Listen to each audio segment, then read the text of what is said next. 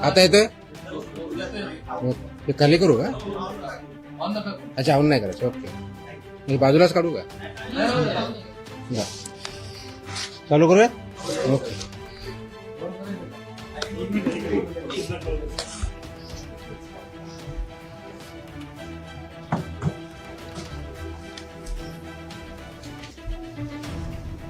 Done.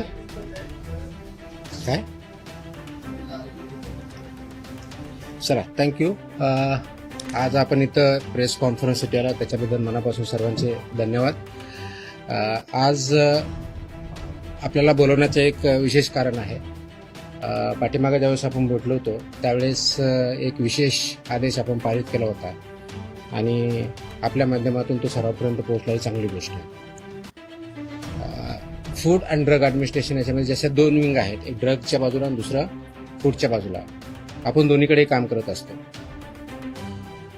तर फूडवरती काम करताना एक लक्षात येतं की आपल्याकडं जे रेग्युलेशन्स आहेत, म्हणजे food safety and standards authority act 2006, 2011चे नियम आणि त्या अनुषंगाने 2011 पासून आत्तापर्यंत वेगवेगळे स्टँडर्ड्स आणि रेग्युलेशन जे तयार झालेले आहेत आणि जे इम्प्लिमेंट करणं अपेक्षित आहे, त्याच्यासाठी एन्फोर्समेंट म्हणून किंवा इम्प्लिमेंटिंग ऑथॉरिटी म्हणून FDA महाराष्ट्रामध्ये फूड अँड ड्रग ॲडमिनिस्ट्रेशन यांची जबाबदारी आहे. त्या कायद्याअंतर्गत फूड सेफ्टी कमिशनर म्हणून मी काम करतो. इथे जे कोणी ह्या पदावरती व्यक्ती काम करतं तर फूड सेफ्टी म्हणून करतो.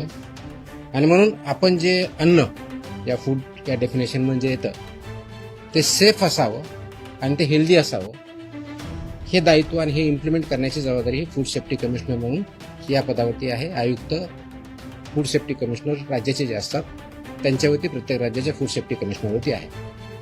या अनुषंगाने बघत असताना आपलं जे फूड आहे आणि आपण जे कन्झम्पशन करतो, म्हणजे प्रिपरेशन असेल, त्याचं प्रोसेसिंग असेल, त्याचं मॅन्युफॅक्चरिंग असेल आणि त्यांचं कन्झम्पशन असेल, ह्या सर्व स्टेजेसवरती स्टँडर्ड्स ठरलेले आहेत. म्हणजे कन्झम्पशन हे सेफ असावं म्हणून ते सगळी प्रोसेस तिथपर्यंत पाळायची असतं. याचा एक महत्त्वाचा घटक जो सर्वात मेन अफेक्ट करतो, मॅन्युफॅक्चर तर आहेच, प्रोसेसर आहेत, पण सर्वात महत्त्वाचा आजच्या डेटला जर बघितला तर हॉटेल्स, रेस्टॉरंट्स, इटरीज, ऑनलाईन जे प्लॅटफॉर्म त्यांच्यामार्फत जे फूड दिलं जातं, विकलं जातं, नागरिकांपर्यंत दिलं जातं, हे स्टँडर्ड्स पाळतात की नाही पाळतात हा एक महत्त्वाचा इश्यू आहे. आणि याच्यासाठी खूप चांगल्या प्रकारचे रेग्युलेशन स्टँडर्ड्स हे फूड सेफ्टी ऑथॉरिटीने, गव्हर्नमेंट ऑफ इंडिया यांनी डिसाईड केलेले आहे, वेळोवेळी डिक्लेअर केलेलं आहे. त्याचं इम्प्लिमेंटेशन करणं हे अत्यंत गरजेचं आहे. त्या अनुषंगानं काल 23 जूनला मी एक आदेश पारित केलेला आहे की ते आदेश आहेत हॉटेल्स, रेस्टॉरंट आणि इटरीज यांच्या बाबतीतल्या पाळावयाच्या ज्या गोष्टी आहेत, ज्या स्टँडर्ड्स आहेत, ज्या प्रोसेसेस आहेत, त्या पाळणं बंधनकारक आहे त्यांच्यावरती. तर त्यामध्ये जर बघितलं तर आम्ही ग्राहकांच्या आरोग्यासाठी, आरोग्य संरक्षणासाठी अन्न व औषध प्रशासन म्हणून एक महत्त्वाचा निर्णय, एक ऐतिहासिक निर्णय काल घेतलेला आहे आणि ते आदेश मी पारित केलेले आहे. हे काय आदेश आहे तर हे कंप्लायन्स ह्या इंडस्ट्रीनं, म्हणजे हॉटेल्स, रेस्टॉरंट, इटरीज हे जे आहेत यांनी करायचे आहे आणि त्यांचं इन्फोर्समेंट आपल्या मशिनरी मार्फत, म्हणजे आपली जी यंत्रणा आहे त्यांच्या मार्फत करायचं आहे. तर हे करण्यासाठी सुरक्षित अन्न, स्वच्छ आस्थापना आणि जबाबदार अन्न व्यवसाय यांच्या बाबतीत आपण काही आदेश पारित केलेले आहेत. ते सर्वात महत्त्वाचं म्हणजे काय तर ते जे रेग्युलेशन्स आहेत ते रेग्युलेशन्स इम्प्लिमेंट करणं गरजेचं आहे. ते कोणते रेग्युलेशन्स आहेत तर पहिला आहे रजिस्ट्रेशन, अन्न व सुरक्षा मानके, अन्न व्यवसायाचे परवाने व नोंदणी 2011चे रेग्युलेशन्स आहे. तर याच्या बाबतीत मोस्टली बऱ्यापैकी रजिस्ट्रेशन झालेलं आहे किंवा लायसन्स झालं. रजिस्ट्रेशन म्हणजे ज्यांचा टर्नओव्हर 1.5 कोटीच्या आत आहे तोपर्यंत रजिस्ट्रेशन, त्याच्यावरचे लायसन्सेस असतात. त्याचं इम्प्लिमेंटेशन काही प्रमाणात किंवा मोठ्या प्रमाणात झालेलं आहे. पण त्याच्या व्यतिरिक्त अन्न व सुरक्षा मानके, अन्न उत्पादन मानके व अन्न संयोजके हे विनियम 2011 याचं इम्प्लिमेंटेशन होणं गरजेचं आहे. त्याचप्रमाणे अन्न व सुरक्षा मानके, दूषके, विषे व अवशेष हे 2011चे रेग्युलेशन्स आहे, याचं इम्प्लिमेंटेशन होणं गरजेचं आहे. त्याचप्रमाणे अन्न सुरक्षा व मानके लेबलिंग आणि प्रदर्शन 2020 याचं इम्प्लिमेंटेशन होणं गरजेचं आहे.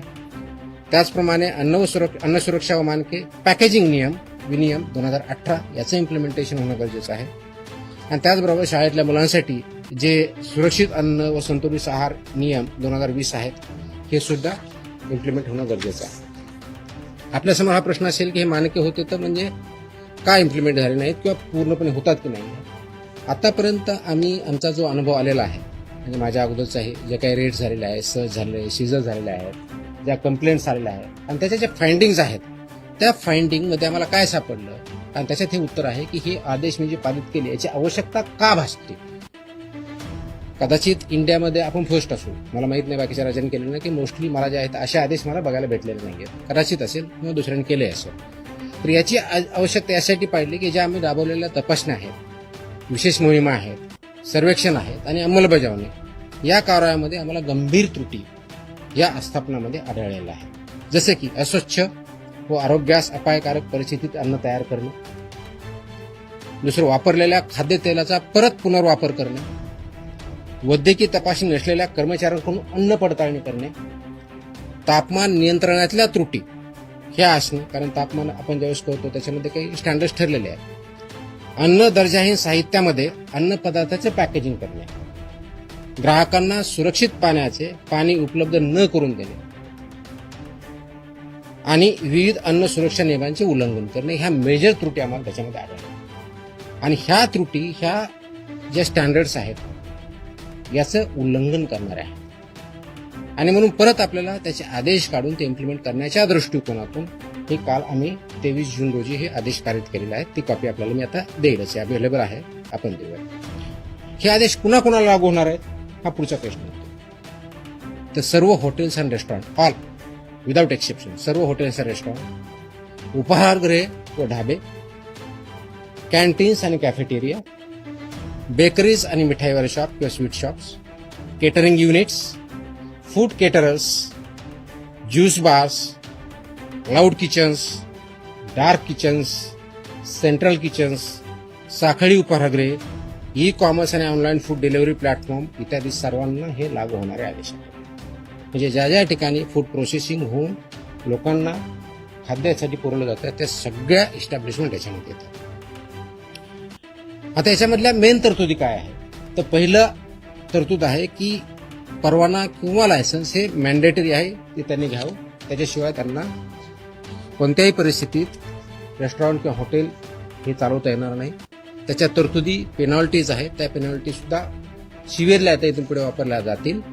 त्याच्यामध्ये अगदी 10 लाख विदाउट परमिशन चालू एखादे इस्टॅब्लिशमेंट असेल तर 10 लाखापर्यंत दंड आहे, परत प्रॉसिक्युशन आहे. ह्या सगळ्या गोष्टीचा आपण वापर करणार आहोत. दुसरा जो आहे, स्वच्छता आणि आरोग्य मानकाचे कठोर पालन करणं गरजेचं आहे, ज्यामध्ये शेड्यूल 4 किंवा अनुसूची 4 हे जे आहे याच्यामध्ये स्वच्छता आणि आरोग्य विषयी मानकांचे काटेकोरपणे पालन करणं गरजेचं आहे. ते थोडक्यात मी डिटेलमध्ये सांगेन. कर्मचाऱ्यांची वैद्यकीय परीक्षा, तपासणी व प्रशिक्षण हे मॅन्डेटरी आहे. कारण जर कर्मचारी किंवा फूड हँडलर जर त्याला काही डिजीज असेल तर तो पास ऑन होऊ शकतो. म्हणून यासाठी मानकं ठरलेलं आहे. तर त्यांचं अॅन्युअल चेकअप झालं पाहिजे, त्याच्या पर्टिक्युलरली कोणत्या कोणत्या टेस्ट झाल्या पाहिजे ते आपण त्याच्यामध्ये मेन्शन केलेलं आहे. त्याचबरोबर सुरक्षित अन्न हाताळण्यासाठी स्पष्ट मानके जे आहेत त्याच्यामध्ये कच्चे व शिजवलेले अन्न वेगवेगळे ठेवणे, फिफो तत्वाचं फर्स्ट इन फर्स्ट आउटचं प्रिन्सिपल पालन करणे, गरम व थंड अन्नासाठी निर्धारित तापमान राखणे, रंगसंकेतिक कापणी फळांचा वापर करणे, परवानाधारक पुरवठादाराकडून कच्चा माल खरेदी करणे. आता याच्यामध्ये की म्हणजे शेतकऱ्यांकडे दिलं तर तुमचा परवानगीधारक कुठं, तर त्याच्यामध्ये जी रिसीट असते त्याला सुद्धा आपण अग्रीमेंट याच्यामध्ये डेफिनेशनमध्ये काउंट केलं आहे. त्याच्यामुळे रिसीट इज, कारण याचा उद्देशच एवढा आहे की तो फूड किंवा रॉ मटेरियल कुठून आलं हे ट्रेस करता आलं पाहिजे, हा त्याच्या पाठीमागचा उद्देश आहे. त्याचबरोबर ग्राहकांसाठी मोफत पिण्यायोग्य पाणी पिण्याचं प्रोव्हाइड करणं, मोफत देणं अपेक्षित आहे. सुरक्षित पिण्याचे पाणी विनामूल्य उपलब्ध करून देणं बंधनकारक आहे. आमच्याकडे पिण्याचं नाही, फक्त बॉटल वॉटर आहे आणि ते पे विकत घ्यावं असं बंधनकारक करता येत नाही. It will be violation. आणि अशावरती आम्ही कारवाई करणार आहोत. तसे आम्ही त्याच्यावरती बोर्ड लावा असं आम्ही त्यांना सांगितल्या आदेशामध्ये. त्यांना बोर्ड लावावे लागतील, त्याप्रमाणे करावं लागेल. आणि कुणी मागितलं त्यांना सांगावं लागेल की आमच्याकडे पोर्टेबल ड्रिंकेबल वॉटर आहे, ते तुम्ही पिऊ शकता. त्याच्यानंतर त्यांनी डिमांड केली तर त्यांना द्यावं. It's optional, it's not compulsory. त्याच्यामुळे ही पहिली गोष्ट करायची आहे. त्याचबरोबर मेनू लेबलिंग आणि पोषणची माहिती ही मॅन्डेटरी आहे. मेन्यूवरती लेबल व्यवस्थित पाहिजेत, त्याचं लेबलिंग व्यवस्थित पाहिजे. त्याच्यामध्ये उपाहारगृहांनी व केंद्रीय परवानधारक आस्थापने मेनूमध्ये कॅलरी माहिती, पोषण मूल्य आणि अलर्जन माहिती प्रदर्शन करणं बंधनकारक आहे. तसंच वर्तमानपत्र किंवा छापील कागदात अन्न देता येणार नाही, हे प्रोहिबिटेड आहे, ते त्यांना देता येणार नाही. त्याचं कारण असं की अन्न दर्जा हे साहित्य वर्तमानपत्रे किंवा छापील कागदपत्र अन्नपदार्थ गुंडाळणे किंवा वाढणे यावर रेग्युलेशननुसार बंदी आहे. वापरलेल्या खाद्यतेलाचा पुनर्वापर करता येणार नाही, की रियूज बऱ्याच वेळेस करतात. तर फसायच्या ज्या रुको गाईडलाईन आहेत, RUC रुको गाईडलाईन्स आहेत, त्या गाईडलाईन्सचं इम्प्लिमेंटेशन करणं बंधनकारक आहे. आणि 25 TPO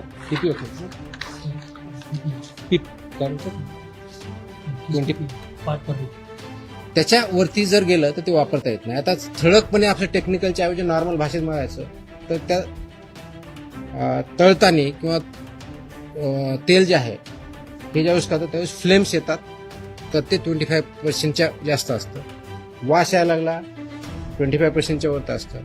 काळं दिसायला लागलं 25% वरता, विच इज डेंजरस. त्याचे प्रिव्हेंट ते वापरताच येत नाही. ते करण्यासाठी एजन्सीज आहेत, त्यांना ते सेल करायचं आणि त्याने ते मार्केटच्या बाहेर न्यायचं आहे. एकाने कोणतरी विकायचं, दुसऱ्याकडे वापरायचं किंवा दुसरा यूज करणार त्याला द्यायचे, हे याच्यामध्ये बंधनकारक आहे. त्याच्यामुळे रुको गाईडलाईनचं सुद्धा इम्प्लिमेंटेशन करणं अपेक्षित आहे. नवी गोष्ट आहे की ऑनलाईन विक्री होणाऱ्या अन्नपदार्थावर परवाना क्रमांक प्रत्येक ठिकाणी लागेल, कॅलरीची माहिती लागेल, अलर्जींची माहिती लागेल आणि जेवढे त्यांचे किचन असेल तर प्रत्येक किचनला इंडिव्हिज्युअल परवानग्या त्यांना घ्यावा लागेल. मोठ्या ज्या आस्थापना आहेत, पर्टिक्युलरली 50 करोडच्या वरच्या ज्यांचा टर्नओव्हर आहे, त्यांनी फसाईच्या मान्यताप्राप्त ज्या संस्था यांच्यापर्यंत पासून हे ऑडिट बंधनकारक आहे, त्यांना ऑडिट करून घ्या. इयरली त्यांनी ते मॅन्डेटरी ऑडिट पूर्ण सगळ्या प्रोसेसेसचं हे करणं अपेक्षित आहे. ह्याही गोष्टी आपण करतोय. तर हे करण्यासाठी काय आवश्यकता आहे, तर हे करत असताना आमचा उद्देश त्या संस्थांना, हॉटेलधारकांना किंवा व्यावसायिकांना थ्रेट करणं नाही आहे. तर आमचा उद्देश आहे की प्रामाणिक व्यवसायांना संरक्षण द्यायचं आणि नियमन करणाऱ्यावरती कठोर कारवाई करायची, हा आमचा उद्देश आहे. त्याचं कारण हे पूर्ण लाईफ नागरिकांच्या जीवनाशी हे पूर्णपणे निगडीत आहे. अगदी लहान बाळापासून तर वयोवृद्ध माणसापर्यंत याचा डेली संबंध येत असतो. आणि म्हणून फक्त हा केवळ एक कारवाईसाठी नसून राज्यातील प्रामाणिक व जबाबदार अन्न व्यवसायांना प्रोत्साहन देण्यासाठी सुद्धा आहे. नियमांचे पालन करणाऱ्या आस्थापनांना ग्राहकांचा विश्वास वाढेल आणि संपूर्ण क्षेत्राची गुणवत्ता उंचावेल, हा त्याच्या पाठीमागचा उद्देश आहे. आणि हे जर केलं नाही तर 2006च्या कायद्यातल्या आणि त्या अनुषंगाने जे रेग्युलेशन्स आले त्याच्या दंडात्मक प्रोव्हिजन्स आपण त्याच्यामध्ये वापर करणार आहोत. ही विशेष मोहीम आम्ही आत्ता चालू करतोय, पण हे कायमस्वरूपी राहणार आहे. म्हणजे सुरुवात आतापासून करतोय, एक स्पेशल ड्राईव्ह म्हणून काम करतोय, पण ही कायमस्वरूपी 12 महिने चालणारे मोहीम असणार आहे. आणि हे पूर्ण महाराष्ट्रभर सर्व सहायुक्त, सर्व FSO, सर्व जॉईंट कमिशनर कालच आम्ही आदेश दिलेले. आज मी थोडीशी विषय घेऊन त्यांना सांगितलेलं पण आहे. तर स्वच्छतेपासून पिण्याच्या पाण्यापासून ते किचनपर्यंत सगळ्या गोष्टी होतील. हे करण्यासाठी कुणाला काही कंप्लेंट आले तर आम्ही 4 त्यांना ऑप्शन्स दिलेले आहेत. आपला जो टोल फ्री नंबर आहे तो दिलेला आहे, फसाईचा टोल नंबर दिलेला आहे, फॉस्कॉस मोबाईल ॲप आहे आणि संबंधित कार्यालयात सुद्धा किंवा मेलच्या माध्यमातून सुद्धा आपल्याला यामध्ये कंप्लेंट करता येईल, ह्या दृष्टिकोन बघतो. आता थोडक्याच डिटेल्स, कारण आपल्याला थोडं टेक्निकल जर वाटलं असेल तर उदाहरणार्थ म्हणून तुम्हाला काही बाबी सांगतो की अन्न व्यवसाय चालकांची कर्तव्य जबाबदाऱ्या काय काय असाव्या, त्याच्यामध्ये गोष्टी दिलेल्या आहेत. तर त्या बाबतीत बघितलं तर आरोग्यविषयक पद्धतीचे पालन करणे करताना विनियम 2.1.2 आहे. याच्यामध्ये केटरिंग कशी करावी हे पण ठरलेलं आहे. कार्यालयासाठी उत्तम स्वच्छता उत्पादन पद्धती कशी असावी हे पण ठरलेलं आहे. प्रत्येक प्रयोगास लागू अशा